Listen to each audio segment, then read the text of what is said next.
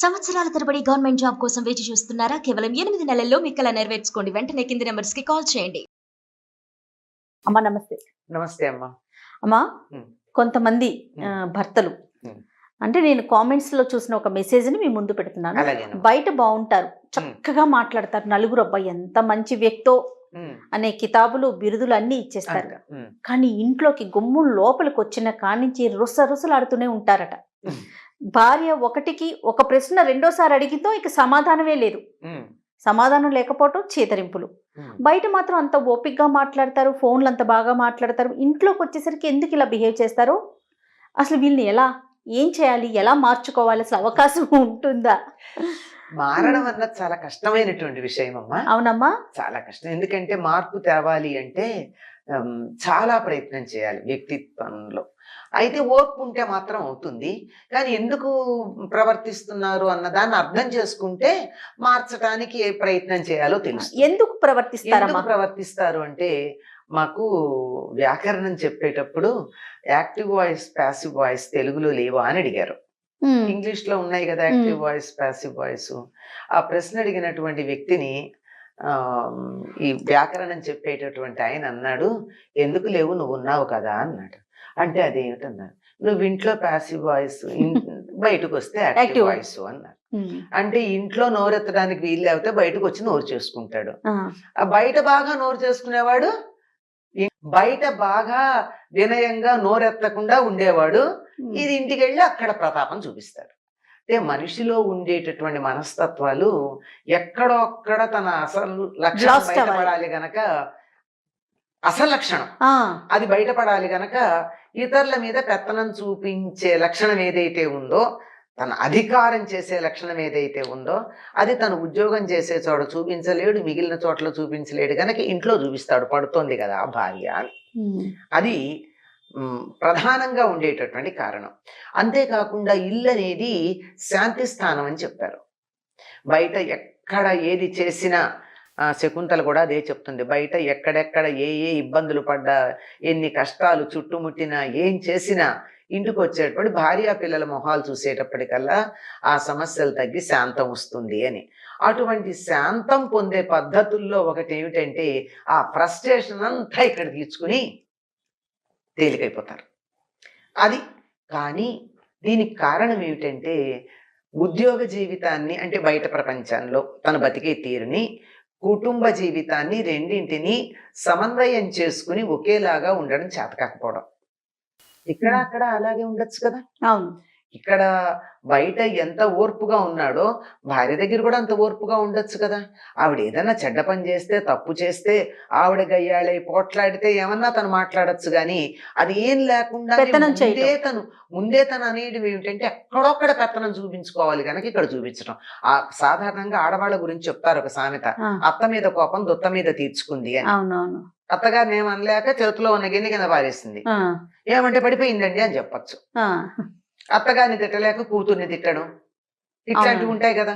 భర్తను తిట్టలేక కొడుకుని తిట్టడం, ఇలాంటి ఆడవాళ్ళ గురించి చెప్తారు. కానీ మగవాళ్ళు కూడా చేసే పని అదే. కానీ ఎంతవరకు భరిస్తారమ్మా? అదే బయట ఎక్కడ తన ఆధిపత్యం చలామణి కాకపోయేటప్పటికీ ఇంట్లో వాళ్ళ మీద చూపించడం జరుగుతుంది. ఎంతవరకు భరిస్తారు అన్నది. ఆ భరించే విషయం కూడా ఎందుకు చూపిస్తున్నాడు? అసమర్థత వల్ల. అసమర్థుడి కోపం ఎక్కువ అని ఒక సామెత ఉంది. అసమర్థత వల్ల ఏమిటంటే నేను అసమర్థుడిని ఎక్కడ అనుకుంటారో ముందుగానే నేను గొప్ప అని చూపించుకునే ప్రయత్నం ఒకటి ఉంటుంది. బయటంతా వినయంగా తలంచుకొని కుక్కలాగా పడుంటాడు. అవునమ్మా, అది తెలిసి ఎక్కడ భార్య కూడా తనను అలా చూస్తుందో అనే బాధతో ఇక్కడ ముందుగానే పెత్తనం చేయడం ఉంటుంది. అందువల్ల తెలివిగల భార్య అయినట్టయితే అసలు ఎందుకు నా మీద కోపడుతున్నాడు, ఎందుకు అరుస్తున్నాడు, బయట ఫ్రస్ట్రేషన్ తీర్చుకుంటున్నాడా, అలసట తీర్చుకుంటున్నాడా, లేకపోతే అక్కడ చూపించలేని పెత్తనం ఏదో నా మీద చూపించడానికి ఇట్లా నన్ను ప్రవర్తిస్తున్నాడా అన్నది తెలుసుకోవాలి తెలివిగలదైతే. ఇప్పుడు మనకి ఏదో ఒక సినిమాలో చూపిస్తాడు, వాడు స్ట్రెస్ బస్టర్స్ గా ఇద్దరు బాగా పహిల్వాలని పెట్టుకుంటాడు. పెట్టుకుని కోపం వచ్చినప్పుడల్లా మిమ్మల్ని కొడుతూ ఉంటానని డబ్బిచ్చి, అట్లా ఈ డబ్బు ఇచ్చి వాడు పెట్టుకున్నాడు, డబ్బు ఇవ్వకుండా వీళ్ళింట్లో భార్య ఉంది కదా అందుబాటులో అని తన కోపాన్ని చూపించుకోవడం జరుగుతుంది. ఇందులో దేనికి చేస్తున్నాడు అన్న దాన్ని బట్టి ఈవిడ జాగ్రత్తగా ప్రవర్తించాలి.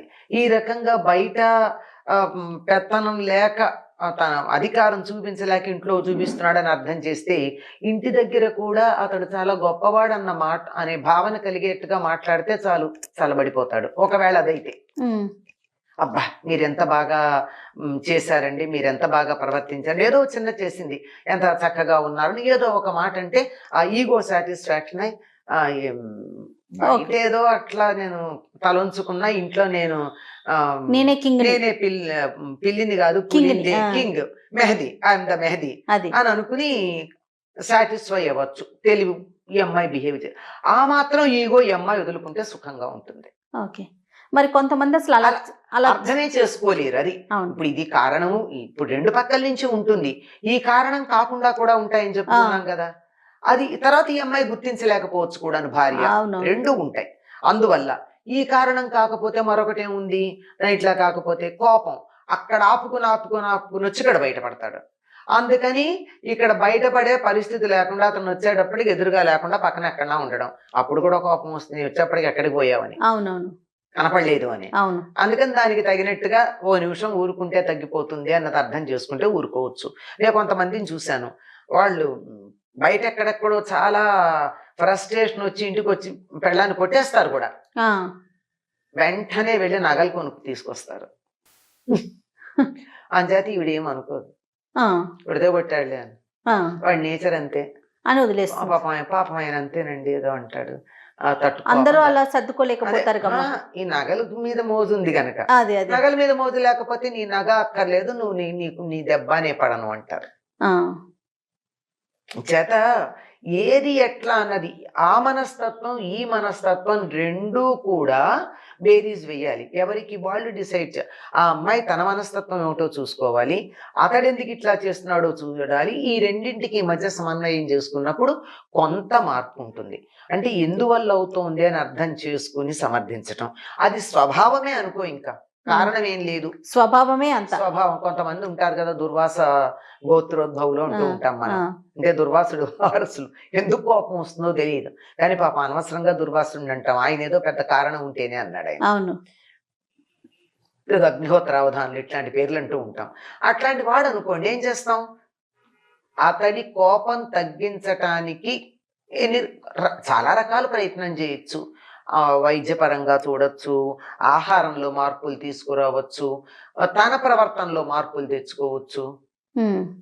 తన ప్రవర్తనలో మార్పు తెచ్చి తేవాలి అంటే మాత్రం చాలా ఓర్పు కావాలమ్మా, ఒక్క రోజులో జరగదు. అలా మీట వేస్తే లైట్ వెలిగినట్టు కాదు, దానికోసం చాలా శ్రమ పడాలి.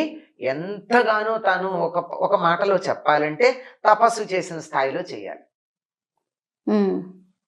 అంటే తన శక్తి పెంచుకోవాలి. అది ముందు తన శక్తి పెంచుకుని ఏమిటంటే, తను ఎంతగా శక్తి పెంచుకుంటుందంటే చూడంగానే అతడిలో ఉన్న ఆవేశం అంతా తగ్గిపోయేట్టు ఉండాలి.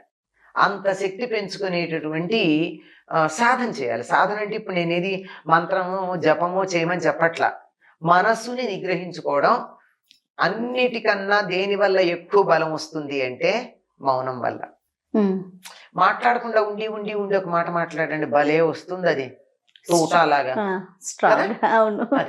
అది ఒక్క మామూలు మాటకే కాసేపు ఏదో కారణంగా మాట్లాడకుండా మనం మాట్లాడితేనట్లా వచ్చేటైతే, ఈ నోటితోనే కాక పంచేంద్రియాలతోనూ మౌనం పాటించి ఒక విషయం నాకు కావాలి అని గట్టిగా మనం అనుకుంటే ఎంత శక్తి వస్తుంది.